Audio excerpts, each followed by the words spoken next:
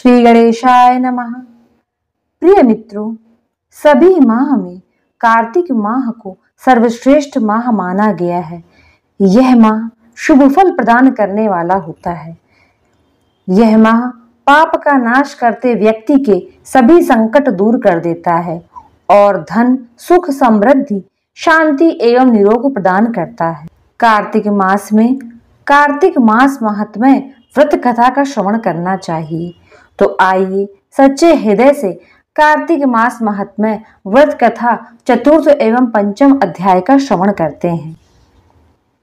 ओम नमो भगवते वासुदेवाय नमः।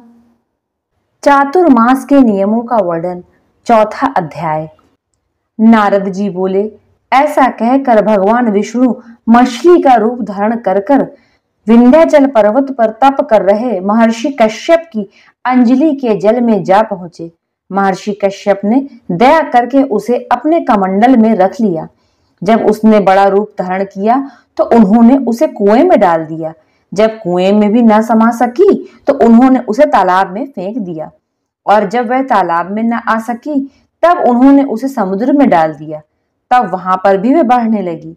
फिर उस मत्स्य रूपी नारायण ने उस शंखासुर को मार डाला। पश्चात स्वरूप शंख को हाथ में लेकर बद्री वन में आ पहुंचे। बद्री नारायण आकर उन्होंने सब ऋषि एवं महर्षियों को बुलाकर आज्ञा दी कि पानी में इधर उधर फैले हुए वेदों को ढूंढो और उन्हें शीघ्र मिलाकर मेरे पास लाओ। तब तक मैं देवताओं के साथ श्री प्रयागराज में ठहरा हूँ। इसके बाद सब ऋषि महर्षियों ने इन सब बीजों, सब वेद मंत्रों को ढूंढ निकाला। उन वेदों में से जो भाग जिस जिस ऋषि को मिला वह उसी का हो गया। उस भाग के उसी दिन से वह ही ऋषि कहलाए। सब वेदों को लेकर ऋषि महर्षि प्रयागराज में आए और उन्होंने वे सब भगवान विष्णु व ब्रह्मा जी को समर्पित कर दिए। ब्रह्मा जी वेदों को पाकर बड़े प्रसन्न हुए। उन्होंने देवताओं और ऋषियों के साथ अश्वमेध यज्ञ किया। यज्ञ के अंत में देवता, गंधर्व, यक्ष, नाग भगवान विष्णु को दंडवत करके प्रार्थना करने लगे। देवताओं ने कहा, हे देव, हे जगन्नाथ, हे प्रभु, हमारी प्रार्थना सुनिए। हम लोगों के हर्ष का समय है, इसलिए आप हमें वरदान दीजिए। नष्ट हुए वेद पुनः श्री ब्रह्मा जी को प्राप्त हो गए हैं।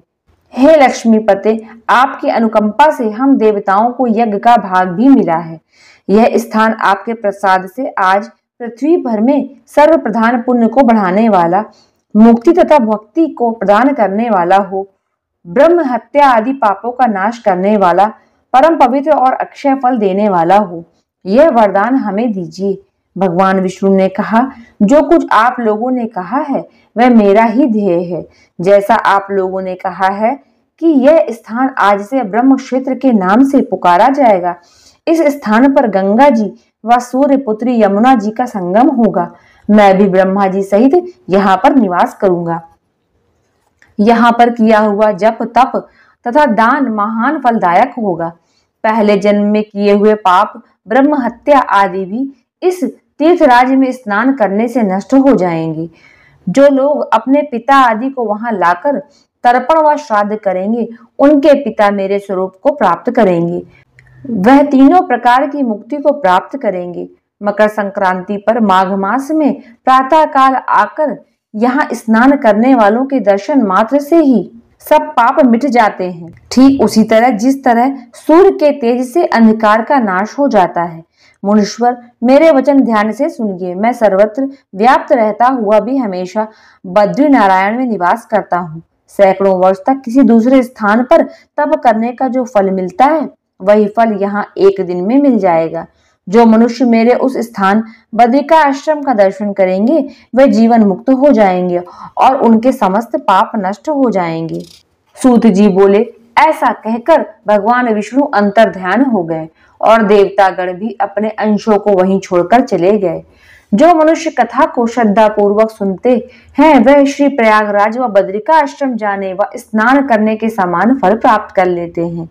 बोलिए भगवान विष्णु की जय। पांचवा अध्याय। राजा पृथु ने कहा, हे मुनि जी, आपने कार्तिक मास में स्नान का फल कहा। अब अन्य मासों में विधिवत स्नान करने की विधि, नियम और उद्यापन की विधि मुझे बतलाइए। देवर्षि नारद बोले, हे राजन, आप भगवान विष्णु के अंश से उत्पन्न हुए हैं, अतः यह बात आपको मालूम ही है। फिर भी मैं आपको यथोचित विधान बतलाता हूँ, ध्यान से सुनिए। अश्विन मास में शुक्ल पक्ष की एकादशी से कार्तिक के व्रत करने चाहिए। सुबह ब्रह्म मुहूर्त में उठ के जल का पात्र लेकर गांव से बाहर पूर्व या उत्तर दिशा में जाएं। दिन में अथवा शाम को कान पर जनेऊ चढ़ाकर पृथ्वी पर घास बिछा के सिर को कपड़े से ढककर मुंह को बलपूर्वक भली भांति बंद करके थूक व सांस को रोककर मल व मूत्र का त्याग करने के पश्चात मिट्टी जल से भली भांति अपने गुप्तांगों को धोवे। तत्पश्चात जो मनुष्य दातून अर्थात मुख शुद्धि नहीं करता, उसके सब मंत्र निष्फल हो जाते हैं। अतः दांत और जीभ को यत्न पूर्वक शुद्ध करना चाहिए और निम्नलिखित मंत्र पढ़कर वृक्ष से दातून तोड़नी चाहिए। हे बृहस्पति, तुम हमें आयु, कीर्ति, तेज, प्रजा, पशु, संपत्ति, महाज्ञान, बुद्धि, विद्या हमको प्रदान करो। यह मंत्र पढ़कर दूध वाले वृक्ष पर से 12 अंगुल की दातून तोड़कर करें। व्रत किया श्राद्ध के दिन दातून नहीं करनी चाहिए। प्रतिपदा, अमावस्या, नवमी, छठी, रविवार को चंद्र तथा सूर्य ग्रहण में दातून करनी चाहिए। कटीले पेड़ों, कपास, पीपल, बरगद और निर्गंध, इन पेड़ों की दातून करनी चाहिए। पश्चात भली भांति स्नान करके फूल, माला, चंदन और पान इत्यादि पूजा की सामग्री लेकर प्रसन्न मन व भक्ति पूर्वक भगवान शंकर के मंदिर में जाना चाहिए।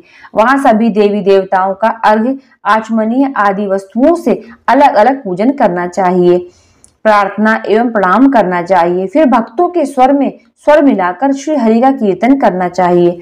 मंदिर में जो गायक भगवान श्री हरि का कीर्तन करने आया हो, माला, चंदन आदि से उनका पूजन करना चाहिए, क्योंकि देव स्थानों में कीर्तन करने वाले भी साक्षात भगवान विष्णु की ही मूर्ति होते हैं। यह लोग सतयुग में भगवान विष्णु जी को अपनी तपस्या, योग और दान द्वारा भगवान को प्रसन्न करते थे, मगर कलयुग भगवत गुणगान ही भगवान श्री हरि को प्रसन्न करने का प्रधान साधन माना गया है। नारद जी ने राजा पृथु से कहा, हे राजन, मन एक बार भगवान से पूछा, हे प्रभु, आप अधिकतर कहाँ रहते हैं?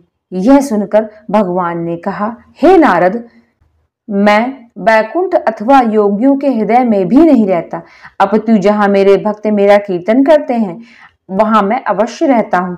जो मनुष्य चंदनमाला आदि से मेरे भक्तों का पूजन करते हैं, उनसे मेरी ऐसी प्रीति होती है कि जैसे कि मेरे पूजन से भी नहीं हो सकती। शीश, धतूरा, गिरजा, चमेली, केसर और कंदार तथा कटहल के फूलों व अक्षतों से भगवान विष्णु की पूजा नहीं करनी चाहिए। अड़हल, कंद, गिरीश, जूही, मालती और केवड़ा के पुष्पों से भगवान शंकर की पूजा नहीं करनी चाहिए। लक्ष्मी के इच्छुक पुरुष को तुलसी पत्र से सूर्य नारायण की पूजा नहीं करनी चाहिए। इन देवताओं की पूजा में जो फूल निर्दिष्ट हैं, उन्हीं से उनका पूजन करें। पूजन समाप्त करने के पश्चात भगवान से क्षमा प्रार्थना करें, यथा, हे सुरेश्वर, हे देव, मेरे पास न मंत्र है न क्रिया, मैं भक्ति से भी हीन हूँ। जो कुछ भी पूजा मैंने आपकी की है उसे पूरा करें।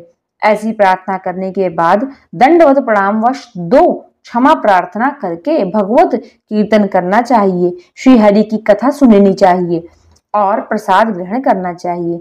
इस तरह बताई गई विधि के अनुसार जो मनुष्य कार्तिक व्रत का अनुष्ठान करते हैं, वे संसार के सभी सुखों को भोगते हुए अंत में मुक्ति को पाते हैं।